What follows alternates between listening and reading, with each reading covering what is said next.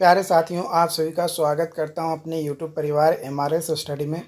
तो यहां पे मैं बात करने वाला हूं deflection of beam and principal stress and strain, जो कि सिविल बूस्टर बुक का जो है डिस्कस करने वाले हैं। तो अगर आप इस बुक को परचेज़ करना चाहते हैं तो नीचे डिस्क्रिप्शन बॉक्स में आपको लिंक मिल जाएगा। आप इस बुक को जो है डायरेक्टली परचेज़ कर सकते हैं। कंप्लीट डिस्कशन हम लोग कर रहे थे, तो इस सीरीज़ में हम लोग जो है आज स्ट्रेंथ ऑफ मटेरियल का चैप्टर नंबर 3 और 4 जो है हम लोग डिस्कस करेंगे। सभी एग्ज़ाम्स के लिए ये आपका इम्पॉर्टेंट है और क्विक रिवीजन के लिए civil booster book is one of the best, आप कह सकते हो। क्विक रिवीजन के लिए ये बहुत ही ज़्यादा आपका हेल्पफुल होने वाला है। तो चलिए स्टार्ट करते हैं डिफ्लेक्शन ऑफ बीम से। तो डिफ्लेक्शन ऑफ बीम के चैप्टर्स में हम लोग सबसे पहले बात करते हैं डिफ्लेक्शन ऑफ स्ट्रक्चर, जो कि इंटरनल लोडिंग जैसे normal force, shear force, bending moment और टॉर्सन के कारण से जो है आपका कोई भी स्ट्रक्चर क्या होता है, डिफ्लेक्ट करता है। For truss deflection is caused by internal axial force. For beam and frame major deflection जो है बेंडिंग के कारण से होता है। Deflection of a beam is inversely proportional to the flexural rigidity EI, जहाँ पे E जो है इलास्टिक मॉडुलस है, which is the properties of material, और I जो है मोमेंट ऑफ इनर्शिया, जो कि डिपेंड करता है डायमेंशन ऑफ सेक्शन के ऊपर। डिफ्लेक्शन जो है वो डिक्रीज करता है by providing a stronger material, यानी ई अगर ज़्यादा रहेगा तब increasing moment of inertia and increase in depth will increase more moment of inertia compare to width. Decrease length of beam and load on the beam के कारण से जो deflection होता है वो क्या होता है, डिक्रीज करता है।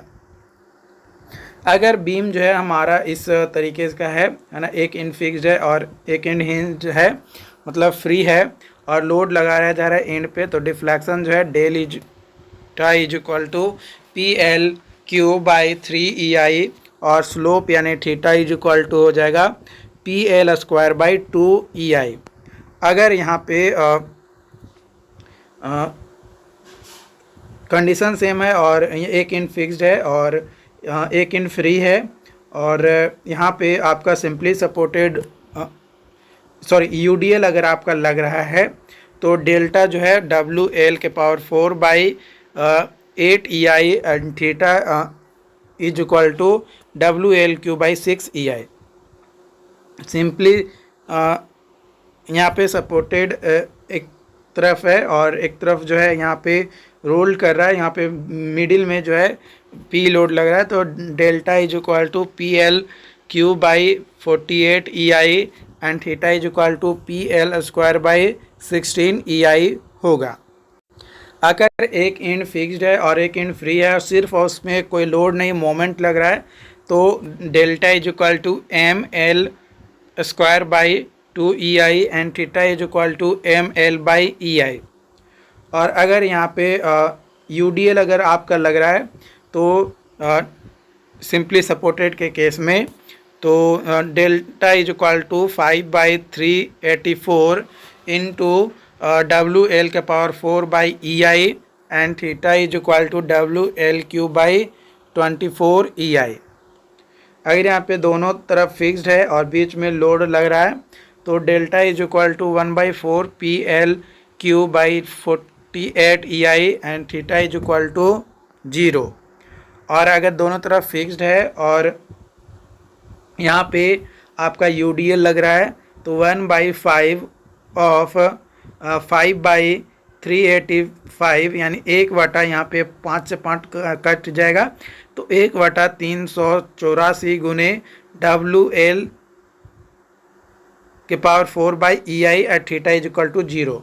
अगर एक तरफ रोलर है और एक तरफ हिंज है, तो और यहाँ पे जो लोड लग रहा है लेंथ पे A एंड B रेशियो में बांट रहा है, तो delta is equal to PA²B²/3 EI into L। और दोनों तरफ फिक्स्ड है और लोड लग रहा है, और यहाँ पे 1:, मतलब A:B में अगर बात की, मतलब A और B पार्ट में जो है आपका बांट रहा है, तो delta is equal to PA Q/3EI/L³ हो जाएगा। अगर इस तरीके से अगर मोमेंट अगर लग रहा है आपका सिर्फ यहाँ पे B पॉइंट पे, है ना, A और C में, तो थीटा इज इक्वल टू आ जाएगा ML/24EI, और यहाँ एक तरफ फिक्स्ड है और एक तरफ हिंज्ड है, और यहाँ पे UVL लग रहा है, तो आपका delta is equal to WL⁴/30EI and theta is equal to WL³/24EI होगा।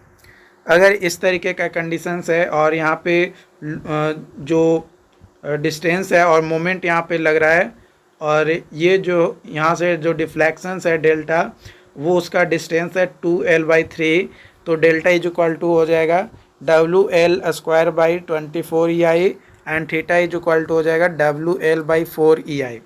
और अगर यहाँ पे सिंपली सपोर्टेड है और डिफ्लेक्शन जो है L/√3 पे अगर हो रहा है और मोमेंट लग रहा है, तो delta is equal to M moment लग रहा है ना, तो ML²/9√3EI and theta A is equal to ML/6EI and theta B is equal to ML/3EI। बात करेंगे मैक्सवेल्स रेसिप्रोकल थ्योरम। तो इन एनी बीम, है ना, किसी भी बीम, फ्रेम और ट्रस में जो डिफ्लेक्शंस होगा at point B due to load P at any point A is equal to deflection, है ना, डिफ्लेक्शन के इक्वल होगा at point A due to load P at point B, है ना। यहाँ पे अगर आपका है P लोड यहाँ पे A पे लग रहा है, तो जो डिफ्लेक्शन होगा B पे वो, और अगर B पे लोड लग रहा है और A पे जो डिफ्लेक्शन होगा, दोनों डिफ्लेक्शन आपस में क्या होंगे, बराबर होंगे, है ना। वही सेम चीज़ अगर मोमेंट A पे लग रहा है तो जो स्लोप बनेगा B पे, और मोमेंट अगर B पे लगता है और स्लोप आएगा A पे, तो दोनों ही जो है जो डिफ्लेक्शंस है, मतलब स्लोप जो है वो आपका सेम आएगा।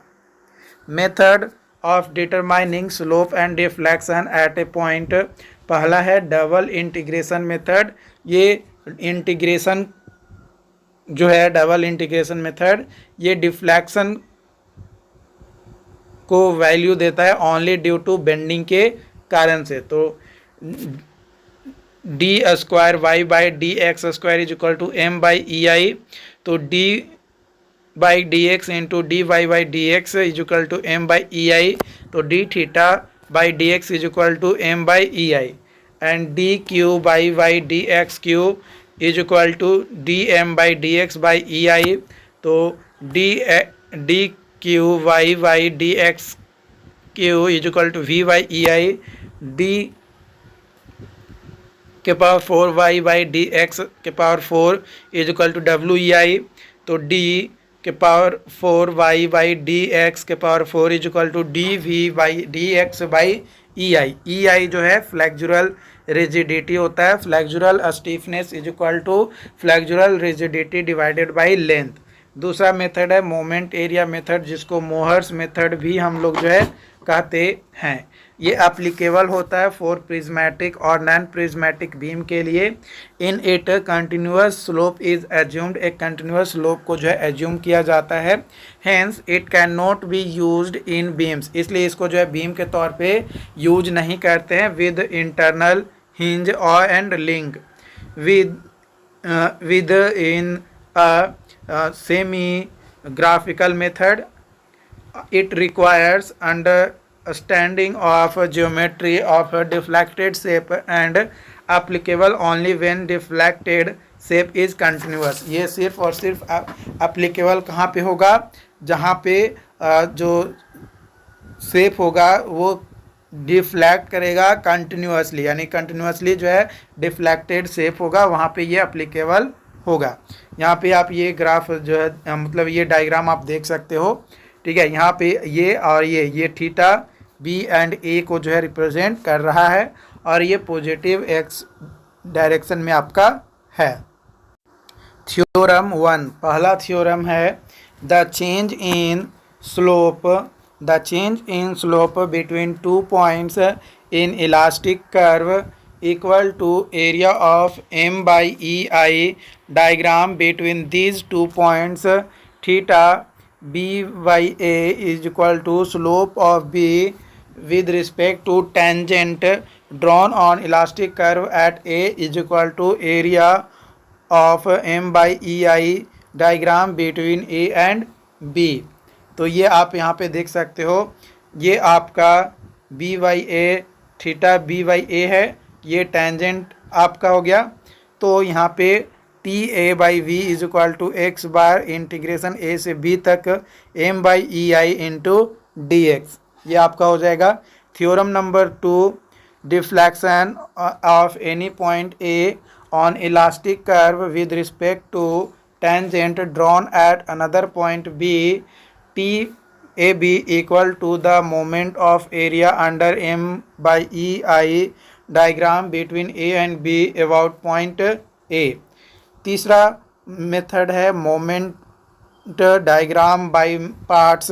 The resultant bending moment at any section is the algebraic sum of bending moment at that section caused by each loading separately either from left or right of that section. Hence, the effect of individual load considered instead of taking effect of all the loads together for drawing BMD यानी bending moment diagram.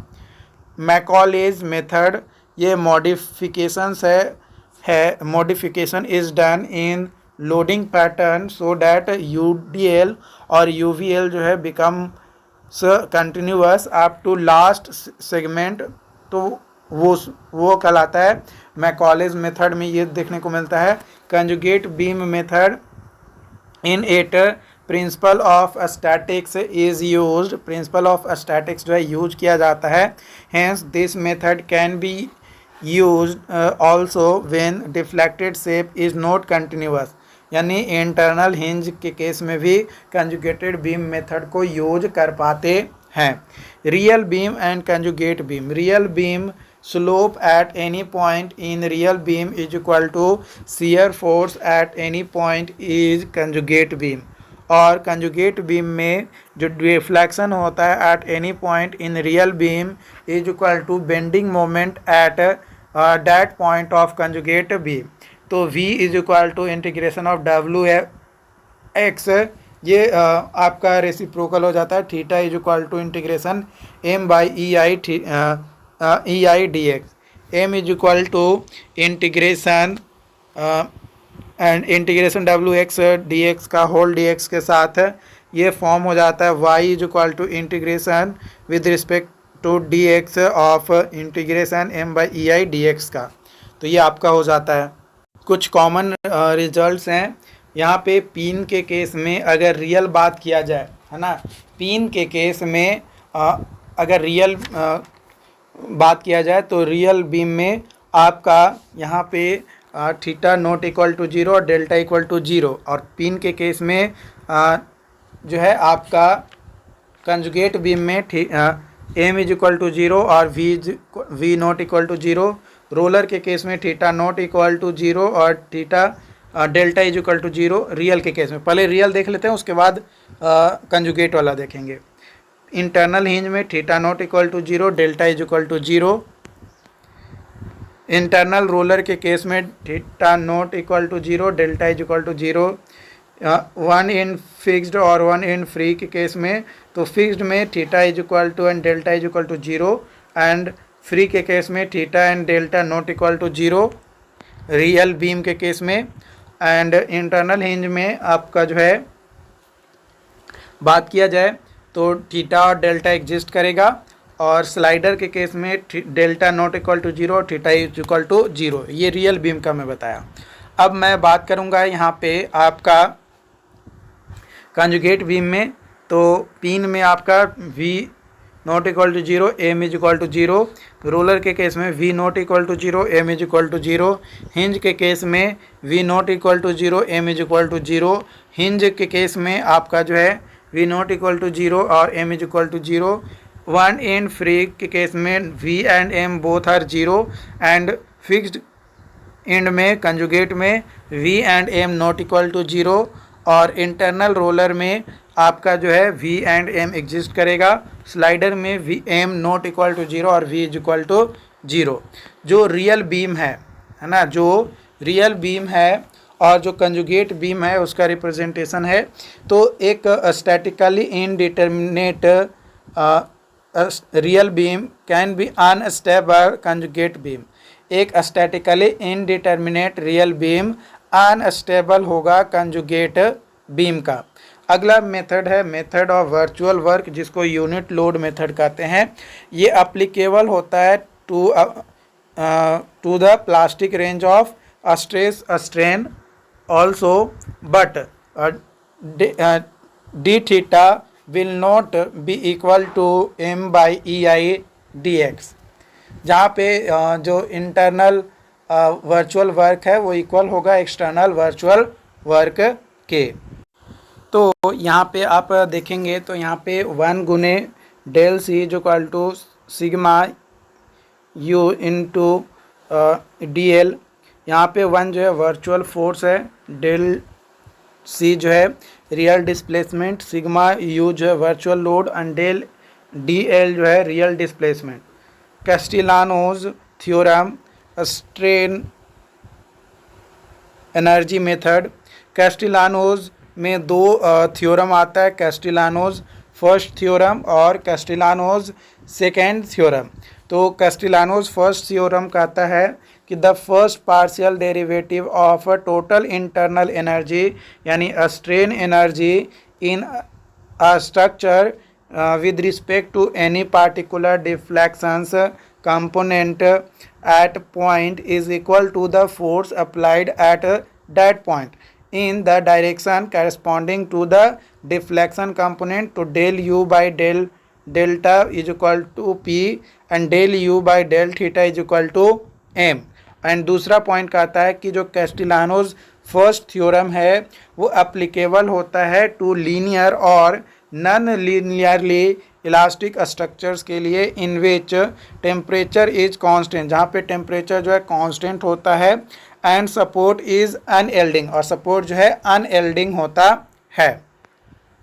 वही अगर बात किया जाए कैस्टिलानोज second theorem की, तो the first partial derivative of total internal energy in structure with respect to force applied at any point is equal to the deflection at the point of application of that force in the direction of its line of action। del u by del p is equal to delta del and del u by del m by is equal to theta।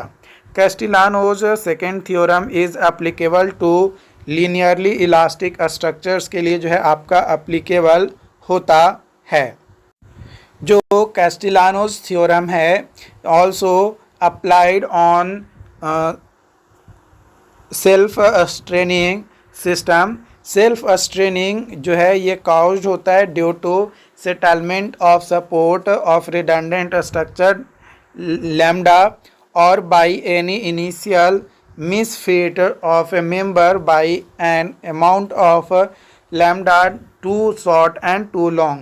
तो del u by del r is equal to lambda, lambda is equal to a small displacement in the direction of redundant force r। method of least work its second theorem।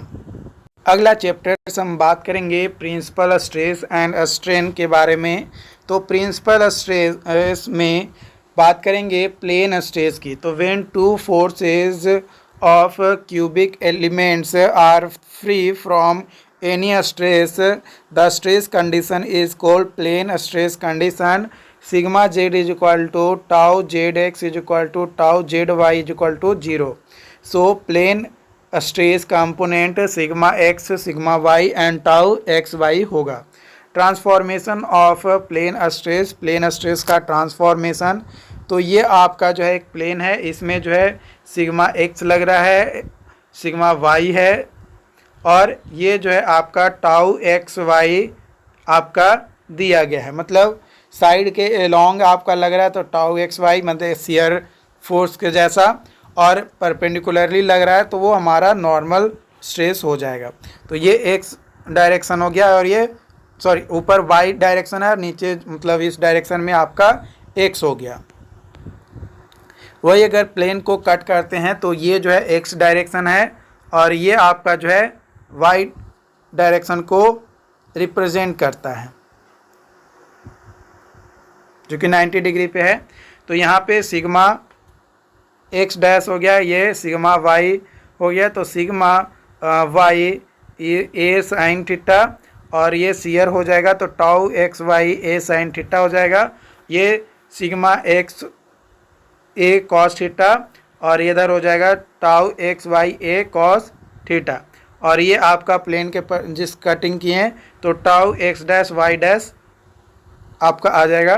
तो sigma X dash है ना, ये जो sigma X dash है वो हो जाएगा sigma X plus sigma Y by two plus sigma X minus sigma Y by two cos two theta plus tau X Y sine theta, and tau X dash Y dash is equal to minus sigma X minus sigma Y by two sine two theta plus tau X Y cos two theta. तो sigma X plus sigma Y is equal to sigma X dash plus sigma dash x plus sigma dash Y, दोनों जो है आपस में क्या हो जाएगा, ये इक्वल हो जाएगा पूरा।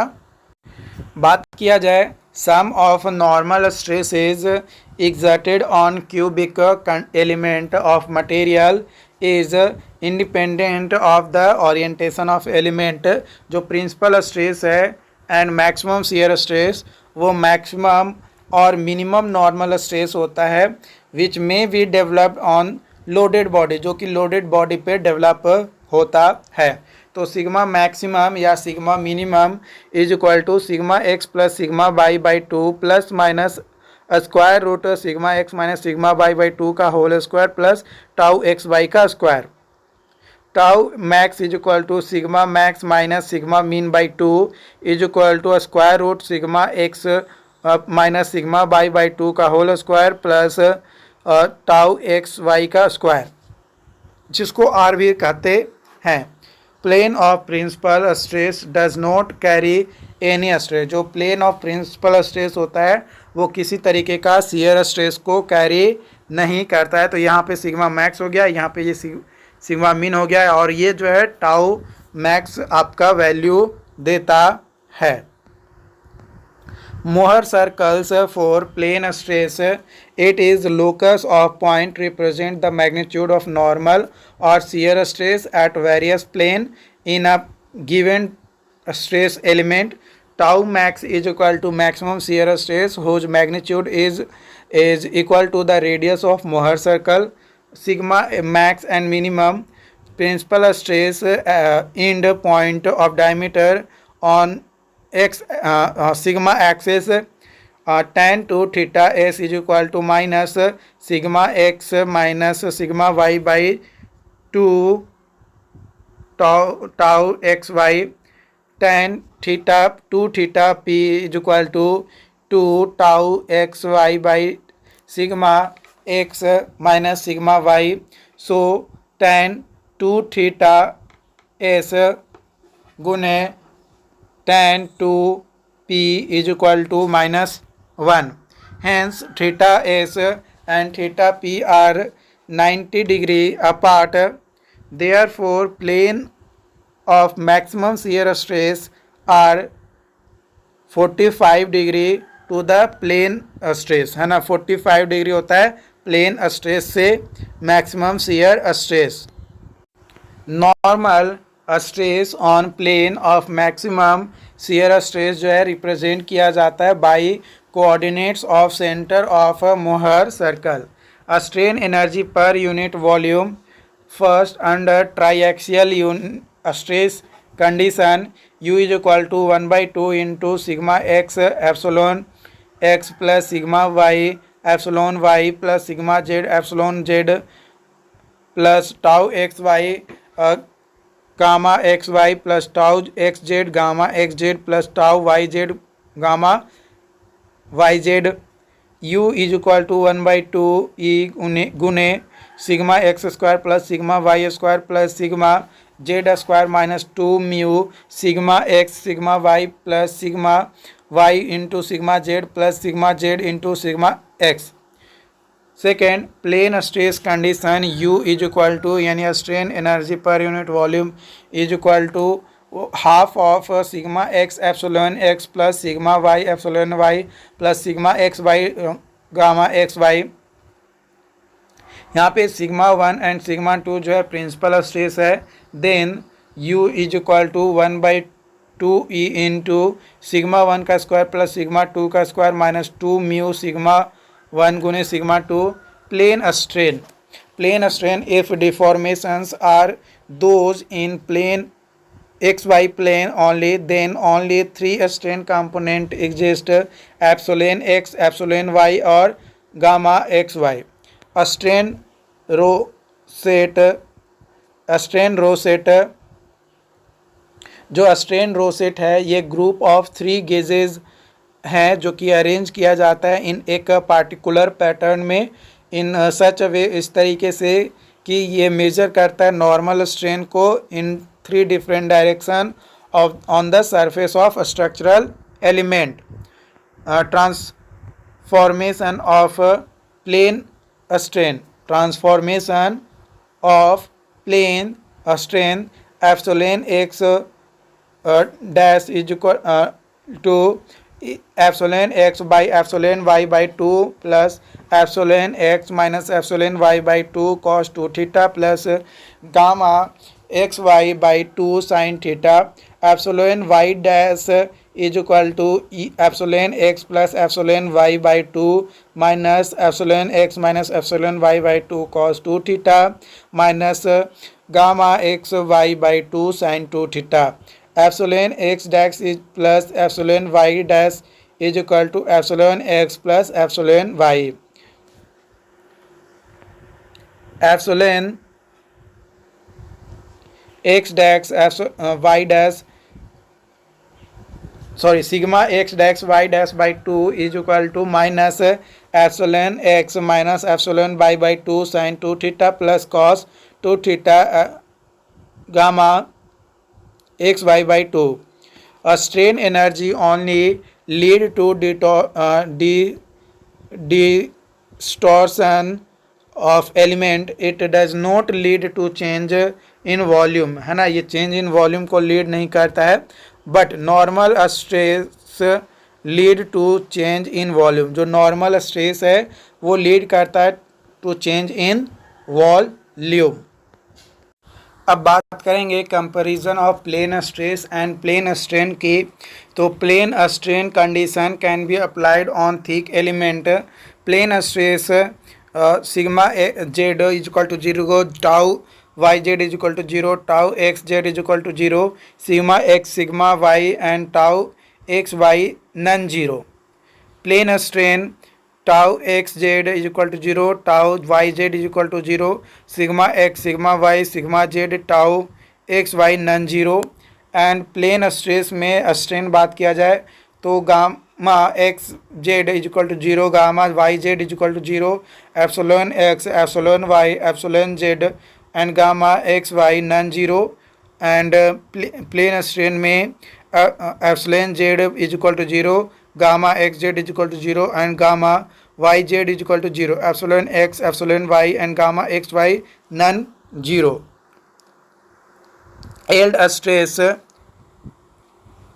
Yield stress sigma y is the stress at which material deform permanently। Working stress को जो है मैक्सिमम एलोएबल स्ट्रेस के नाम से भी जानते हैं। when a material can be subjected to under service load, it is always lower than the yield stress, हमेशा जो है yield stress से कम होता है एंड अल्टीमेट स्ट्रेस से। Ultimate stress sigma you is the stress eight which material fracture, जहाँ पे material fracture करता है। फॉर माइल्ड स्टील के लिए आपका जो है ये ग्राफ है स्ट्रेस वर्सेस स्ट्रेन का, है ना, ये आपका स्ट्रेन है और इधर जो है आपका स्ट्रेस है। तो यहाँ से ये जाएगा तो यहाँ पे आपका ये आ गया एल्डर स्ट्रेस, यहाँ से फिर ऐसे ये यहाँ तक गया तो यह आपका आ गया अल्टीमेट स्ट्रेस, और यहाँ से यहाँ तक का जो है ये आपका स्ट्रेन हार्डनिंग है, और ये यहाँ से यहाँ तक आपका नेकिंग है, और यहाँ पे फाइनली जो है फ्रैक्चर हो जाता है। तो yield stress divided by working stress is equal to factor of safety. Ultimate stress जो है सबसे ज़्यादा होता है, उसके बाद एल्ड स्ट्रेस, और सबसे कम जो है वर्किंग स्ट्रेस आपका होता है। उम्मीद करते हैं कि आज का सेशन आपको जो है समझ में आया हो। अगर फिर भी कोई डाउट्स आता है तो आप हमें ज़रूर बताएं, और अगर आप सिविल बूस्टर बुक को परचेज़ करना चाहते हैं तो नीचे दिए गए डिस्क्रिप्शन बॉक्स में लिंक मिल जाएगा, वहां से आप इस बुक को परचेज़ कर सकते हैं। Thank you.